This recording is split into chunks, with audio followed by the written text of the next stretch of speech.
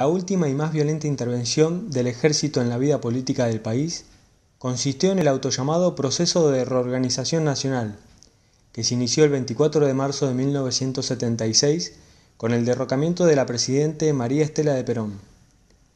A la cabeza de la intervención se hallaba una junta militar conformada por un representante de cada una de las Fuerzas Armadas. La junta militar ocupó el poder de una etapa que suele ser denominada como proceso.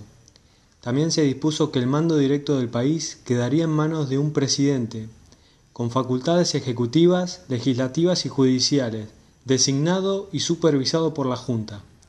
El primer presidente designado fue el ex general Jorge Rafael Videla, quien pertenecía al ejército.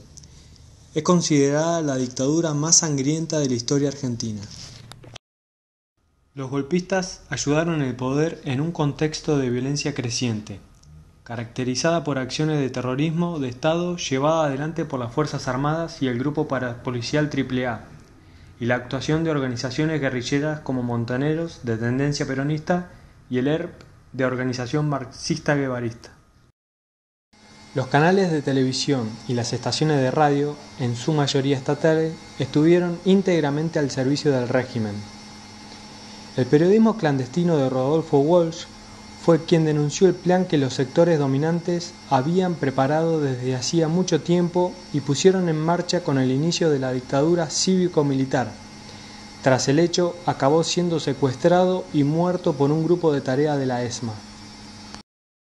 Las Madres de la Plaza de Mayo son madres de los desaparecidos que comenzaron a organizarse durante la dictadura con el objetivo de descubrir el destino de sus hijos.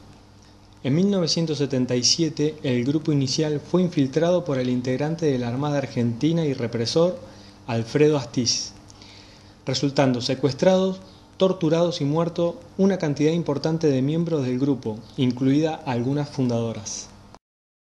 La educación en la dictadura. La última dictadura militar produjo huellas profundas en el sistema educativo. A pesar de no haber desarrollado un proyecto educativo sistemático y orgánico, su impacto en la vida cotidiana de las instituciones y el funcionamiento regular del sistema educativo es innegable.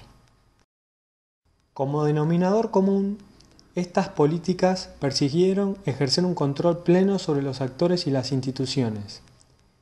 Este control fue ideológico, pero también fue un control del comportamiento de las relaciones cotidianas en los actores escolares.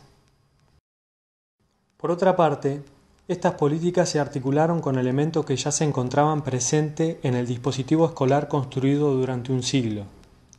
El ejercicio arbitrario de la autoridad, la vigilancia sobre el comportamiento, el pensamiento de alumnos y docentes, lo ritual y lo burocrático de la enseñanza fueron algunos de los elementos que la dictadura enfatizó en las escuelas, pero que ya formaban parte de muchas de ellas. Una de las preocupaciones iniciales del gobierno militar en materia educativa fue ejercer un control pleno sobre el sistema educativo. 2 días después del golpe de Estado del 24 de marzo de 1976, el delegado militar ante el Ministerio de Cultura y Educación, contraalmirante César Gussetti, designaba delegados militares en todas las direcciones nacionales y generales del ministerio. Esta resolución revelaba la preocupación inmediata de la Junta Militar por tomar el control del aparato burocrático educativo. La nómina de designaciones indica que no se trató de una ocupación estratégica de algunas de las áreas relacionadas con la gestión de las escuelas o las universidades, sino de un inmediato copamiento de miembros de las Fuerzas Armadas de la totalidad de las dependencias del Ministerio, desde las áreas de administración y personal hasta las de educación del adulto o educación física. El sistema educativo representaba uno de los cuerpos más numerosos de la Administración Pública Nacional. Además, en los años anteriores al golpe, las instituciones educativas habían sido escenario de procesos de radicalización política, creciente presencia sindical y habían experimentado distintas iniciativas de apertura de la participación de los actores escolares.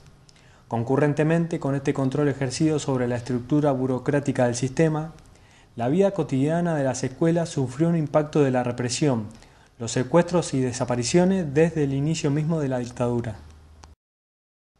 En alguna medida, estas políticas represivas, al menos en la dimensión específicamente pedagógica, registran ciertas continuidades respecto de gestiones educativas inmediatamente anteriores a la de la dictadura.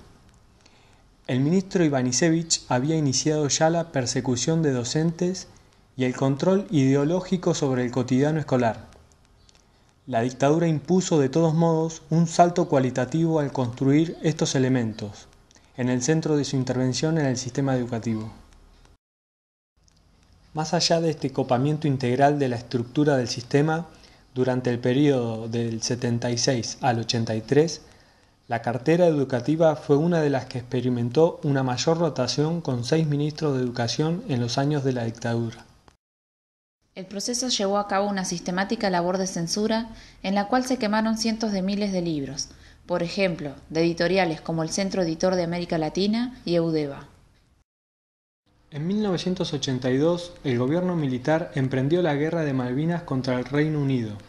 Las tropas argentinas iniciaron el desembarco en las islas con la intención de expulsar a los ingleses y contando con el supuesto de que los ingleses no se iban a involucrar en una guerra a tanta distancia de su país y que, además, no contarían con el apoyo de las demás potencias. La realidad mostró que los ingleses no solo estaban dispuestos a pelear una guerra por las islas, sino que también se movilizaron muy rápidamente y que contaron con el apoyo de Estados Unidos e incluso varios países de América. La derrota infligida provocó la caída de la tercera junta militar y meses más tarde la cuarta junta llamó a elecciones para el 30 de octubre de 1983, en la que triunfó el candidato de la Unión Cívica Radical, Raúl Alfonsín. En distintos lugares de nuestro país se están realizando numerosos juicios por los crímenes cometidos por el terrorismo de Estado, pero no son los primeros en llevarse adelante. Luego del regreso de la democracia en 1983, se realizó el juicio a los ex comandantes que integraron las 3 primeras juntas militares que gobernaron el país durante la última dictadura militar. Después de la anulación de las leyes de impunidad, las causas que se encontraban cerradas comenzaron a tomar impulso. También se sumaron nuevas denuncias sobre otros crímenes cometidos por el terrorismo de Estado. Así, se condenó a varios de los responsables de los crímenes cometidos durante la dictadura. Este proceso aún no se ha cerrado. Muchas de las causas siguen abiertas y hoy continúa llevándose a cabo el enjuiciamiento a los represores. También se comenzó a juzgar la participación y la complicidad civil, eclesial y empresarial en los delitos de lesa humanidad.